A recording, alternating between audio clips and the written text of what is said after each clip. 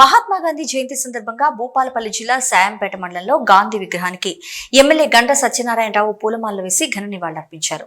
అనంతరం ఎమ్మెల్యే మాట్లాడుతూ బాపూజీ జీవితం సత్యం, సామరస్యం, సమానత్వం అనే సిద్ధాంతాలతో గడిచిందన్నారు. గాంధీజీ ఆదర్శాలు దేశ ప్రజలకు ఎల్లప్పుడూ స్ఫూర్తినిస్తాయని కొనియాడారు.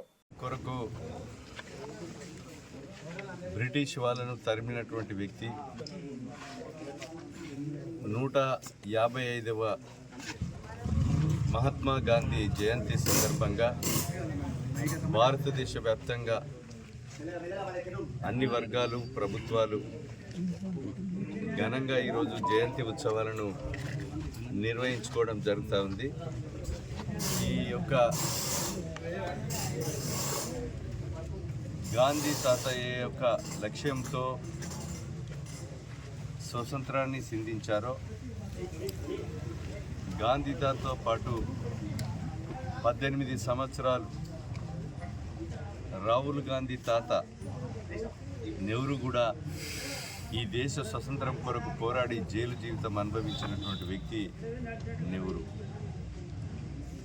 వీళ్ళంతా కూడా ఈ దేశానికి స్వతంత్రం కొరకు పోరాడినటువంటి గొప్ప మహనీయులను గుర్తుంచుకొని పేద బడుగు బలహీన వర్గాల ప్రజలు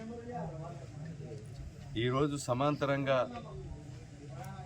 సమాజంలో గౌరవం ఉండే విధంగా, కనీసం కూడు గూడ నీడనిచ్చే విధంగా మనము పనిచేయవలసినటువంటి అవసరం ఉన్నది.